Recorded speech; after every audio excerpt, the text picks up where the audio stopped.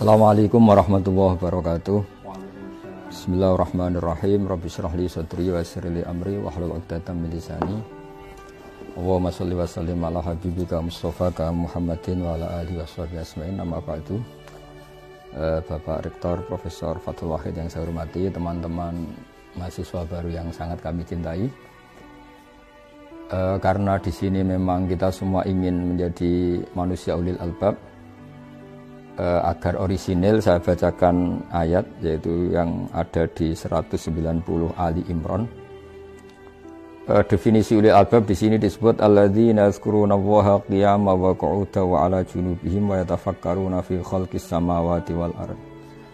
Mereka yang mengingat Allah baik saat berdiri, saat duduk maupun saat rebahan, saat santai-santai tiduran, dan selalu berpikir dalam penciptaan Allah, tentang menciptakan Allah menciptakan langit dan bumi.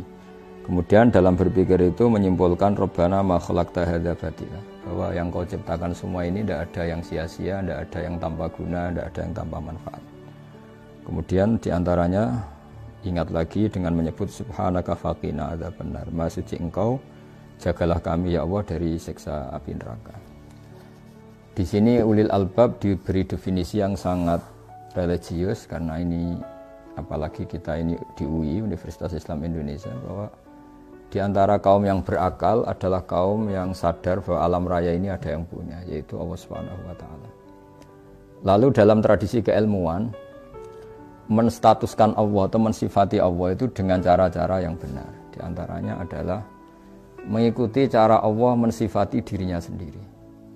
Ini penting saya utarakan supaya apapun cinta kita kepada Allah, jangan sampai kita menstatuskan Allah dengan sesuatu yang Allah itu terbebas dari sifat itu.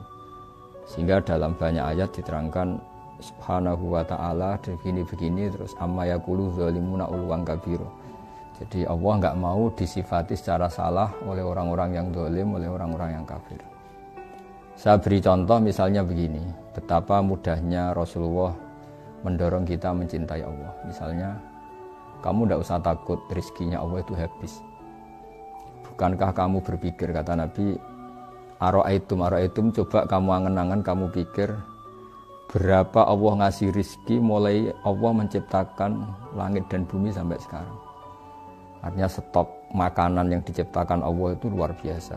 Mulai dulu ada dinosaurus ya makanan tidak habis, ada ikan paus ya makanan tidak habis. Padahal ngelihat makanannya mereka itu ngeri betul, tapi nyatanya hewan-hewan yang makanannya super banyak ternyata ya sampai sekarang pun tetap dapat rezeki. Jadi kata Nabi, aro'aitum ma anfaqa mudz khalaqas samawati wal ard fa innahu la yanfudu ma indah. Lihatlah apa yang diciptakan Allah, mulai langit bumi diciptakan, semua makhluk yang hidup semuanya dapat apa?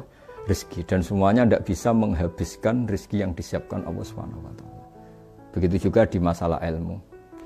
Ilmu yang dianugerahkan Allah ke kita ini tidak ada habis-habisnya, dikaji, kemudian tidak ada habisnya. Maka saya berpesan sama adik-adik yang kuliah di UII, bahwa UII adalah didirikan sebagian oleh ulama, ada Ghazwahid, ada dari unsur Muhammadiyah, ada dari unsur beberapa ormas, dan didirikan murni karena kita ingin umat Islam ini terpelajar yang sangat Indonesia, jadi religius yang sangat Indonesia, atau kalau populernya disebut nasionalis religius. Karena kita tidak pernah ingin Islam benturan dengan negara, negara benturan dengan Islam. Contoh yang paling mudah tentu kita anti narkoba, negara menyediakan ada BNN. Islam mengharamkan curang, korupsi, negara ada KPK. Islam ingin negara ini stabil, nyaman, negara ada kepolisian yang menjaga kestabilan itu. Sehingga ketika kita baca al-muslim man salimal muslimuna min lisanihi wa yadihi, orang muslim itu siapa? Yang orang lain itu selamat, terbebas dari makarnya dia, dari sikap tidak simpatinya dia, baik yang dilakukan lisan, mulut maupun tangan. Sehingga ketika kita menganjurkan kedamaian, menganjurkan sangat Indonesia, itu selalu tidak pernah kita ini benturan dengan negara. Dan itu yang diinginkan para bapak bangsa, para ulama kita, para guru-guru kita. Sehingga dalam sebuah makalah yang luar biasa, kata Imam Zuhri, kenapa ada Sulhul Hudaybiyah? perjanjian dalam Hudaybiyah. Kata Imam Zuhri, dan ini semoga menginspirasi banyak mahasiswa. Syukur-syukur semuanya terinspirasi oleh makalah yang diciptakan atau yang dikatakan oleh Imam Zuhri, yaitu gurunya Imam Malik. Fama futiha fil islami fathun a'zama min Hudaybiyah. Enggak ada kemenangan Islam terbesar kayak kemenangan dalam Hudaybiyah.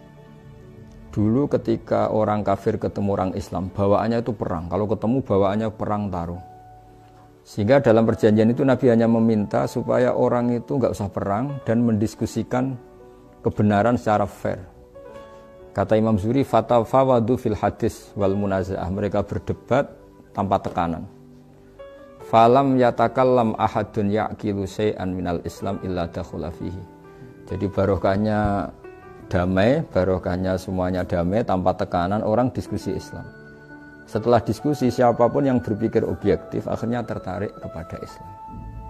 Tentu dulu misalnya mereka diskusi gimana kalau nyembah berhala yang dari batu dengan menyembah Tuhan Muhammad yang sifat dasarnya itu pencipta langit bumi yang ada sebelum ada langit dan bumi. Dengan perbandingan-perbandingan seperti itu akhirnya mereka tahu tentu Tuhan Muhammad lebih benar, lebih baik. Sehingga artinya kata Imam Zuhri, Islam ini pernah begitu unggul ketika nggak ada perang. Karena ketika nggak ada perang, orang diskusi secara santai, secara rileks, tanpa tekanan, dan pasti yang muncul adalah kebenaran. Sehingga agama ini dibawa oleh satu kebenaran yang nggak perlu ekstrim sebetulnya. Karena la ikraha fiddin qad tabayyana rusydu minal ghayy. Artinya untuk mengatakan 2 tambah 2 4 itu enggak perlu perang karena qad tabayyana rusydu, yang mana yang benar ya jelas, mana yang salah ya jelas. Sehingga untuk mengatakan kalau yang Tuhan itu harus yang menciptakan langit bumi, yang jadi Tuhan harus yang paling awal. Ini sebetulnya la ikraha fiddin, enggak perlu ada pemaksaan karena qad tabayyana rusydu minal ghayy, yang benar jelas, yang salah juga jelas. Nah, sehingga dengan tradisi akademik ini kita minta beberapa mahasiswa yang nanti pulang ke daerah masing-masing, ada yang di Papua, di Kalimantan, di Aceh, di berbagai pelosok Indonesia, tolong bawalah agama ini dengan rahmatan lil alamin, dengan santun, dengan baik, karena hakikat kebenaran adalah berkah bagi semua, dan kebenaran mudah dikaji secara sadar kalau kita simpatik. Sehingga dalam sebuah tafsir diterangkan, walau kunta fadhlan ghalidhal qalbi lan faddu min hawlik, andaikan kamu Muhammad keras hati dan kamu tidak simpatik, maka orang akan lari dari kamu. Dalam sebuah tafsir dijelaskan, hadza Rasulullah al-muayyad bi ruhil qudus wal muayyad bi malakutis samawati wal ardi. Ini Muhammad, seorang yang luar biasa, sayyidul anbiya wal mursalin, yang sangat ditopang oleh kekuatan langit. Itu pun kalau secara sosial salah akan punya akibat lan faddu min hawli. Orang akan tidak simpatik, orang akan lari. Apalagi kita, kata mufassir, sekali kita tidak simpatik maka kebenaran akan dibenci, visi-visi Islam akan ditinggalkan. Sehingga sesuai para pendiri UII, para keinginan kita semua, termasuk keinginan Pak Rektor, keinginan kita semua, bahwa Islam ini harus kita bawa secara rahmatan lil alamin, secara kafah, bahwa semua bisa nikmati kebenaran ini, semua bisa bahagia dengan kebenaran ini. Yang terakhir, karena ruang ini namanya ruang apa Pak? Bahagia. Semoga kita bahagia. Karena saya sering diberi nasihat oleh bapak saya, kalau kamu ngaji harus senang, kalau taat harus senang.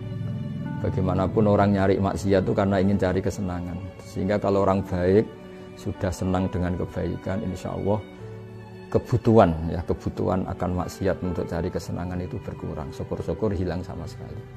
Kita sebagai manusia bahagia sekali nimang anak misalnya, nimang cucu. Bahagia sekali orang kebanyakan dengan ngopi, bahagia sekali ketika ketemu teman akrab. Banyak kebahagiaan-kebahagiaan yang enggak butuh maksiat dan itu kita happy. Begitu juga Rasulullah SAW. Kalau muji sholat itu wa qurratu aini fi sholat. Bahagia saya ketika sholat. Sehingga kalau beliau punya banyak masalah, beliau ngendikan, mana Bilal kok tidak datang-datang ngajak sholat. Sampai beliau ngendikan, arifna ya Bilal, tolong istirahatkan kami dengan sholat. Jadi kebenaran itu harus sesuatu yang membahagiakan, yang nyaman. Jadi dengan seperti itu insya Allah kita tidak berkebutuhan untuk senang dengan cara-cara yang tidak benar. Sehingga agama ini menyarankan qul bi fadlillah wa bi rahmati fa bidzalika falyafrahu. Ingat selalu fadl Allah, anugerah Allah, kenikmatan-kenikmatan Allah. Dengan cara itu kamu akan bahagia. Nah, dari bahagia itu diharapkan bahagia yang islami, bahagia yang baik, sehingga kita tidak perlu bahagia dengan hal-hal yang dilarang oleh Allah Subhanahu wa Ta'ala. Saya kira demikian pesan kami supaya mahasiswa-mahasiswa tambah berkontribusi terhadap bangsa ini, terhadap agama ini, bahwa definisi ulil albab adalah mereka yang terakhir dalam kesimpulannya mengatakan Rabbana ma khalaqta hadza batila, bahwa semua yang kau ciptakan, aturan-aturan yang kau terapkan, pasti semuanya itu ada hikmahnya. Kita tahu misalnya hikmah terkecil ya, misalnya Allah bikin ini yang ada di kitab-kitab, Allah bikin kutu saja, bikin apa yang di rambut itu kutu atau ketombe, itu barokahnya luar biasa. Ada pabrik sampo yang mungkin mempekerjakan orang berapa dan itu hanya karena Allah bikin kutu. Ketika Allah bikin sesuatu yang paradok, itu juga mengilhami banyak orang.